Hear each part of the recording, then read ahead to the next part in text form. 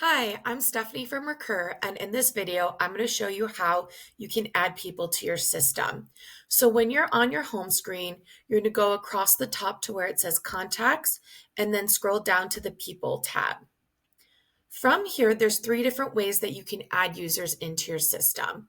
The first way is by importing them in bulk. So if you are unfamiliar with how to do this and you have a lot of people you'd like to add, please refer to our other video about bulk importing users.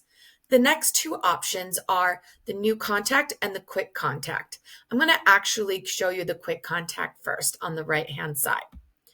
From here, you just need minimal information. You just need a first and a last name, though we do encourage you adding a mobile or an email address as well.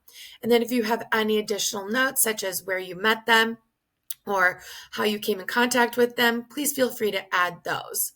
I do want to point out you do have to click the Create Contact in order for them to save. Next is if you do have a bunch of information about that member, you can always go to the plus new contact. This is where all of their information is stored.